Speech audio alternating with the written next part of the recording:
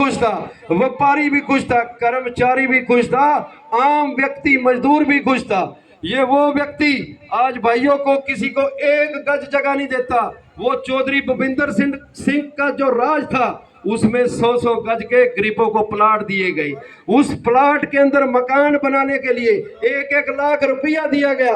और अब जो नई घोषणा है उसमें भूपिंदर सिंह हुड्डा जी ने ये कहा है कि मैं 2 कमरे 100-100 गज का प्लाट 3.5 लाख रुपए हर व्यक्ति गरीब को दूंगा। बहुत बड़ी बात है। जब हम बात करते हैं बुढ़ापा पेंशन की, ये वो भूपिंदर सिंह हुड्डा है जिसने बुढ़ापा पेंशन को उस समय 2000 करा था।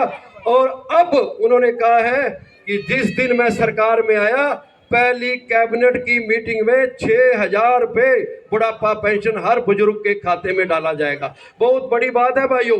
6000 रुपए बहुत होते हैं एक बुजुर्ग के लिए। उनको पता है मान सम्मान जिस दिन से भूपिंदर सिंह हुड्डा ने पेंशन चालू करी है उस दिन से हर बुजुर्ग के जो चेहरा है फख्र से शान से वो अपनी चलता है, क्योंकि उसके पास भाइयों खर्चने के लिए दवाई के लिए पैसा होता है। और जब 6000 रुपये उसके खाते में आएंगे तो हर बुजुर्ग का सीना चौड़ा होगा। बहुत बड़ी बात है। आज जब हम देखते हैं भाइयों, जब हम देखते हैं जब पूरा प्रदेश इस समय किन हालातों में गुजर रहा है, क्राइम स्टेट बन गया है। आप तरावड़ी की बात करो, तरावड़ी के अंदर हमारे 2 भाई हैं जिनके ऊपर पैसा फरोती मांगने की धमकियां हैं। उनके घर में बाहर पुलिस बैठी हुई है। ये वो राज्य का मतलब ये उस सरकार का शासन है जहां पे आम व्यक्ति को फरोती मांगी जाती है। आपको पता होगा तरावड़ी के अंदर एक रामलाल है पंडित जी, उनको भी फरोती के लिए फोन आया है। एक अरविंद वर्मा है, उसको फोन आया है। कारण क्या है कि इन लोगों जो गुंडे बदमाश हैं उनको कोई डर नहीं है, उनको किसी तरह की परवाह नहीं। उनको पता है हमारा कोई क्या कर लेगा।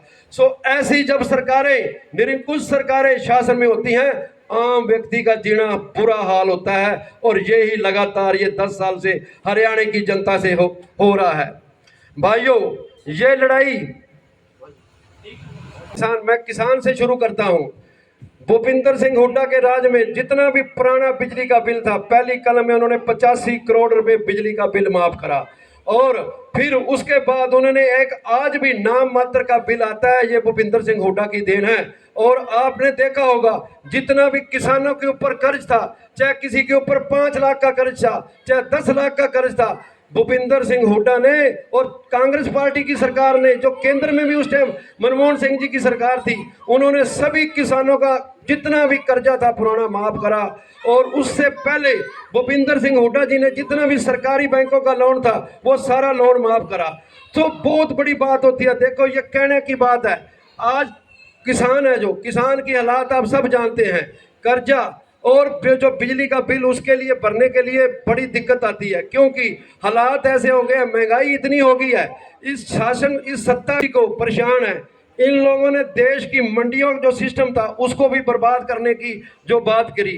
पूरे प्रदेश में, पूरे हरियाणा और पंजाब के अंदर ये 2 स्टेट है जहाँ पे एपीएमसी है। एपीएमसी का मतलब भी यहाँ पे सरकारी खरीद होती है। इन्होंने जब पीछे 3 बिल लेके आए थे उसके माध्यम से इन दोनों प्रदेशों का मंडी सिस्टम भी बर्बाद करने की कोशिश करी। ये लोग चाहते थे कि ये मंडियां बर्बाद हों। जैसे यूपी और बिहार में आप अगर भाइयों जाओ तो वहां पे धान सिर्फ और सिर्फ 1000-1200 रुपए क्विंटल बिकता है। वहां पे 2200-2300 रुपए क्विंटल धान नहीं बिकता, सिर्फ और सिर्फ 1000 और 1200 रुपए। सो ये लोग वो भी बर्बाद करना चाहते थे। लेकिन मुझे फख्र है कि मैं उस किसान कौम में आता के बारे में ये कहा जाता था ये मोदी है, ये पीछे हटने वाला नहीं है, चाहे जितना मर्जी जोर लगा लो। लेकिन उस बहादुर किसान कौम ने अपने 750 किसानों की जान गंवा के इसको पीछे झुकाया। छोटी बात नहीं है भाइयों, मुझे फख्र है, नाज है, मैं उस किसान कौम का वारिस हूँ। सो भाइयों, आगे बात करता हूँ व्यापारी।